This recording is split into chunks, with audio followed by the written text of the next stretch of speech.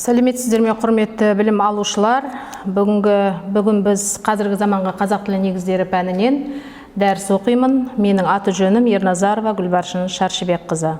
Бүгінгі біздің дәрісіміздің тақырыбы синтаксистің зерттеу нысаны, сөз тіркесі синтаксисі, сөз тіркесінің байланысу тәсілдері мен түрлері. Қарастырылатын мәселелеріміз: сөз тіркестерінің ғылыми тұрғыда зерттелуі, сөз тіркесі мен күрделі сөздердің тұрақты сөз тіркестерінен айырмашылығы, сөз тіркесіне тән негізгі белгілер, сөз тіркесінің байланысу тәсілдері мен түрлері. Енді бұл тақырыпқа көшпес бұрын осы сөз тіркесі синтаксисін қазақ тілі білімінде және шетел тіл білімінде зерттеген ғалымдардың еңбегіне тоқталып кетсек. Сөз тіркесі синтаксисі ғылым ретінде 1967 жылы шыққан қазақ тілінің грамматикасында қарастырылды. Сөз тіркесіне ол грамматикада мынадай анықтама берілген: синтаксистің басты арнаулы объектісі екеу. Бірі сөз тіркесі, екіншісі сөйлем. Екі сөзді тіркестіріп жаңа сөз жасау үшін емес, қосымша жаңа грамматикалық мағына тудыру үшін тіркескен сөздер тобы ғана сөз тіркесі деп есептелінеді делінген. Сөз тіркесі туралы құнды пікірлер, ой тұжырымдар жасаған Талғат Сайрамбаев өз еңбектерінде күрделі сөз тіркестерінің жасалу жолына жан-жақты тоқталады. Ғалым күрделі сөз бен сөз тіркестерінің ұқсастықтары мен айырмашылықтарының ара жігін ажыратып береді. Сөз тіркесі синтаксисі туралы жинақталып, теориясы бірізге түсіріліп, соңғы жаңалықтарды сараптап, сұрыптап берген еңбек Әбілақов, Исаев, Ағмановтың авторлығымен 1997 жылы жарық көрген қазақ тіліндегі сөз тіркесінің дамуы мен лексикалану процесі атты тарихи салыстырмалы негізде жазылған оқу құралы. Бұл оқу құралында ғалымдар сөз тіркесінің табиғатын ашық көрсетіп, сөз тіркесінің байланысу тәсілдері мен формаларына пікір айтады. Профессор Мәулен Балақаев «Основные типы казахского словосочетания в казахском языке» деген еңбегінде сөз тіркесіне мынадай анықтама береді: сөз тіркесі дегеніміз кемінде толық мағыналы, екі немесе одан да көп сөзден құралады және олар бір-біріне бағына байланысады дейді. Тіл білімінің грамматика саласының бірі. Өзі грамматика бізде екі үлкен саладан тұрады: морфология және синтаксис. Біз бүгін сол грамматиканың синтаксис бөліміне тоқталып отырмыз. Грамматиканың саласының бірі синтаксис. Синтаксис сөз тіркесі, сөйлем, олардың құрылымы мен түрлері, сөйлем мүшелері, жай сөйлемнің түрлері, құрмалас сөйлемнің түрлері, олардың байланысу тәсілдері сияқты мәселелерді қарастырады. Яғни синтаксис сөз тіркесін, сөйлемнің грамматикалық сыр-сипатын зерттейтін ілім. Толық мағыналы кемінде екі сөздің тұлғалық және мағыналық жағынан байланысқан тобы сөз тіркесі деп аталынады. Сөз тіркесіне тән негізгі белгілер мынадай: сөздердің байланысуы сөйлем ішінде анықталатындықтан сөз тіркесі сөйлем ішінде ғана танылады. Сөз тіркесінің құрамында сөздер бір-бірімен белгілі бір грамматикалық тәсілдер арқылы байланысады. Сөйлем ішінде сөздердің әртүрлі байланысуына қарай сөз тіркесі еркін сөз тіркесі және тұрақты сөз тіркесі болып екіге бөлінеді. Еркін сөз тіркесінің құрамындағы сөздерді біз басқа сөзбен алмастыра аламыз, орнын ауыстыра аламыз. Мысалы, бір ғана сөз тіркесін алсақ, көрікті адам деген сөз тіркесін алсақ, оны көрікті жігіт, көрікті қыз, көрікті табиғат, көрікті қала деген сөздермен ауыстыра аламыз. Яғни еркін сөз тіркесіне тән негізгі белгісі оның құрамындағы сөздердің орнын ауыстыра аламыз және құрамындағы сөздерді басқа сөздермен ауыстыра аламыз. Ал тұрақты сөз тіркесіне келетін болсақ, тұрақты сөз тіркесі атынан айтып тұр, оның құрамындағы сөздердің орны тұрақты, олар барлығы тұтастай келіп белгілі бір мағынаны білдіреді. Мысалы, үріп ауызға салғандай дейміз, аршылған жұмыртқадай дейміз. Еркін сөз тіркесінің құрамындағы сөздер бағыныңқы және басыңқы сыңарға бөлінеді. Енді тұрақты сөз тіркесі кемінде екі немесе одан да көп сөздің бастапқы мағынасы ескерілмей бір ұғым ретінде қолданылып, бір сөйлем мүшесінің қызметін атқарады дейді. Мысалы, енді мына жерде тұрақты сөз тіркесі мен оның беретін мағынасына тоқталып кетейік. Мысалы, ағаш атқа мінгізді, сөз қылды, келеке қылды деген мағынаны береді. Ағаштан түйін түйген, яғни аса шебер, он саусағынан өнер тамған адамды айтамыз. Әліпті таяқ деп білмейді дейді, кейде танымайды дейді, яғни сауатсыз адам туралы айтылып тұр. Басқан ізін білдірмеді, істегенін ешкімге сездірмеді, көрсетпеді деген мағынаны білдіреді. Сөз тіркесі құрамына қарай екіге жіктеледі: жай сөз тіркесі және күрделі сөз тіркесі. Синтаксистік жай тіркес, жай сөз тіркесінің құрамы екі сөзден ғана құралады. Мысалы, орманды өлке, әдепті оқушы, асыққан жолаушы. Синтаксистік күрделі сөз тіркесі, енді күрделі деген өзінің атынан да белгілі, үш немесе одан да көп сөзден құралады.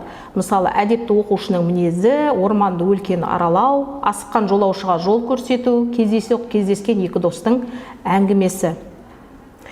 Енді жаңа біз айттық, еркін сөз тіркесінің құрамында ең негізгі екі компонент болады дедік. Олар бағыныңқы сыңар және басыңқы сыңар дейміз. Басыңқы сыңар сөз тіркесінің құрамындағы басыңқы сыңар деп отырғанымыз, ол сөз тіркесін құрауға негіз болатын сөз, ал бағыныңқы сыңар сол басыңқы сыңарда айтылған ойды тиянақтап, анықтап, толықтырып тұрады. Мысалы, мына жерде, мына схемада көрсетілгендей, мысалы, басыңқы сыңарымыз оқушы болса, оқушыны анықтап тұрған сөз 20 оқушы. Басыңқы сыңар хабар болса, оны толықтырып тұрған сөз тосын. Басыңқы сыңарымыз хабарласты болса, оны толықтырып тұрған сөз кеше, анықтап тұрған.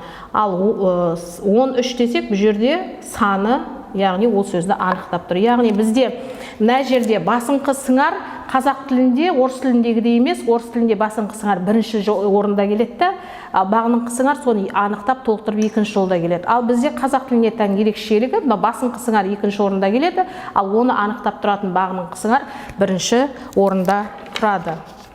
Сөз тіркесінің енді байланысу тәсілдеріне келсек, сөз тіркесінің байланысуының бізде 4 тәсілі бар: жалғау арқылы, шылау арқылы, орын тәртібі арқылы және интонация арқылы. Енді әрқайсына жеке тоқталып кетсек,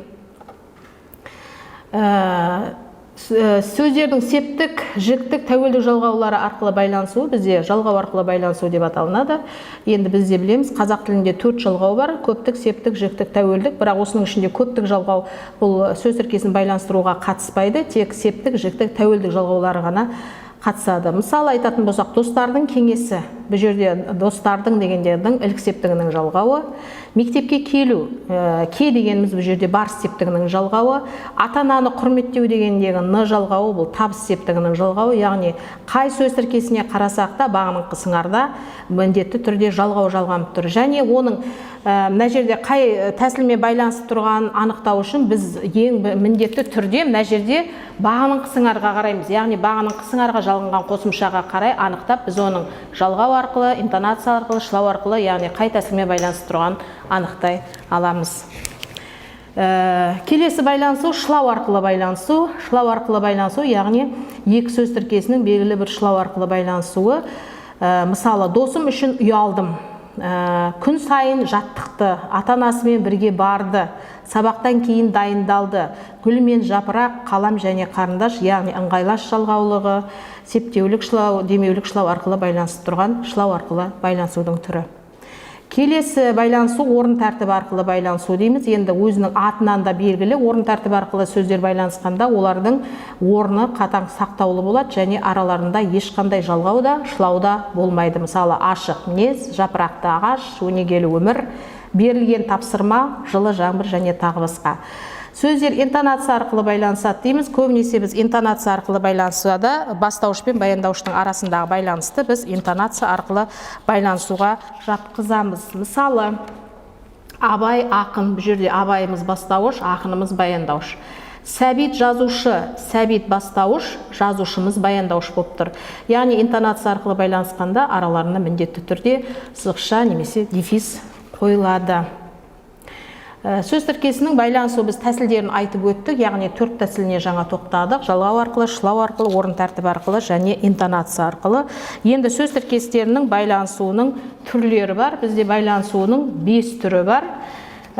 Олар қиысу, матасу, меңгеру, қабысу және жанасу. Қиысу деп отқанымыз сөз бен сөздің жіктік жалғау арқылы немесе жіктелу ретімен бастауыш пен баяндауыштық қатынаста жақ жағынан байланысуы дейді. Мысалы, мен оқимын. Бұл жерде басыңқы сыңар оқимын баяндауыштан болып тұр, мына жер мен бастауыш болып тұр. Яғни бастауыш пен баяндауыштың арасындағы жақ-жағымен байланысуды біз қиысу деп атаймыз. Немесе жаңағы мысалы Сәуле мұғалім, Мұрат оқушы десек, ол да қиысудың бір түріне жатады. Меңгеру, сөз бен сөздің барыс, табыс, жатыс, шығыс көмектес септіктері арқылы байланысуы. Яғни бұл септіктер ең бірінші бағының қысыңарға байланысады. Сол арқылы біз анықтаймыз. Яғни былайша айтқанда атау және ілік септігінен басқа септік жалғаулары арқылы байланысуды біз меңгеруге жатқызамыз. Мысалы, балаға мейірімді. Бұл жерде балаға дегендегі ға барыс септігінде тұр. Үзілісті күту, үзілісті т жалғауы табыс септігінде тұр. Тауда жолығу да жатыс септігінде тұр. Мектептен келу шығыс септігінде тұр. Еңбекпен табу пен көмектес септігінде тұр. Яғни атау іліктен басқа септік жалғауларында бірі тұрып байланысса, біз оны меңгеру деп атаймыз. Матасу сөз бен сөздің ілік септік жалғауы арқылы және тәуелдік жалғауы арқылы байланысуын біз айтамыз. Бұл жерде тәуелдік жалғауы басын қысыңарға жалғанады, ілік септігі бағының қысыңарға жалғанады. Мысалы, Алматтың үйі десек, бұл жерде тың ілік септігінің жалғауы, үйі дегендегі тәуелдік жалғаудың үшінші жағы. Мына жерде де ағаштың бұтағы ілік септігі тың, бұтағы дегендегі тәуелдік жалғаудың үшінші жағы. Мына жерде менің деп отқанымыз бірінші ілік септігінде тұр, немесе тәуелдеулеудің формасы дейміз. Жолдасым дегендегі тәуелдік жалғаудың бірінші жағы жекеше түрі. Қабысу сөз бен сөздің ешбір жалғаусыз тек орын тәртібі арқылы іргелес тұрып байланысуы дейді. Бұл жерде енді біз негізгі сөз ретінде іргелес дегенді алуымыз керек. Іргелес деген сөз қандай мағынаны білдіреді? Яғни олардың басын қысыңар мен бағының қысыңары ешқандай жалғаусыз байланысады, және оларға араларында ешқандай сөз кірмейді, яғни екеуі жабысып тұрып байланысады деген сөз. Және қабысуда бірінші бағының қысыңар көбінесе қандай, қай, нешінші деген сұрақтарға жауап беруі мүмкін. Мысалы, кең бөлме, 10 орындық дейтін болсақ, мысалы, кең бөлме. Бұл жерде қандай бөлме? Кең бөлме. Орындалған арман, қандай арман? Орындалған арман. 9-шы сынып, нешінші сынып? Яғни 9-шы сынып. Яғни қандай, қай, нешінші, неше деген сұрақтарға жауап береді бағының қысыңар. Ал жанасуға келетін болсақ, жаңа біз қабысуда айттық, қабысуда іргелес тұрып байланысады, арасына сөз салмайды дедік. Ал жанасу сөз бен сөздің ешбір жалғаусыз, кейде алшақ, яғни кейде алыс тұрып, кейде жақын тұрып байланысуын біз жанасуға жатқызамыз. Мысалы, телефон арқылы сөйлесу, үйге дейін бару, әдейі келу. Көбінесе жанасуды пысықтауыштық қатынасқа да жатқызып атады, өйткені бірінші тұрған бағының қысыңар көбінесе, яғни жаңағы пысықтауыштың сұрақтарына жауап береді. Мысалы, телефон арқылы сөйлесу десек, қалай сөйлесу? Бұл жерде қимылсын пысықтауыш болып тұр. Үйге дейін бару, қайда бару? Үйге дейін бару, бұл жерде мекен пысықтауыш болып тұр. Әдейі келу, қалай келу? Әдейі келу, мақсат пысықтауыш болып тұр. Осымен біз бүгін сөз тіркесі синтаксисіне байланысты дәрісімізді аяқтадық. Яғни қарастырылған мәселелер сөз тіркесінің байланысы түрлері, сөз тіркесінің байланысы тәсілдеріне тоқтадық, және сөз тіркесі туралы зерттеген қазақ ғалымдарының еңбектеріне тоқтадық. Ендігі келесі дәрісімізде біз осы сөз тіркесі синтаксисі туралы зерттеген орыс және шетел ғалымдарының еңбектеріне тоқталамыз, және бұл жерде біз салыстырмалы грамматиканы қолданайын деп тұрмыз. Яғни орыс және шетел еңбектеріндегі сөз тіркесі мен қазақ тіліне тән сөз тіркесінің негізгі ерекшеліктері мен айырмашылықтарын атап өтеміз. Жақсы, рахмет.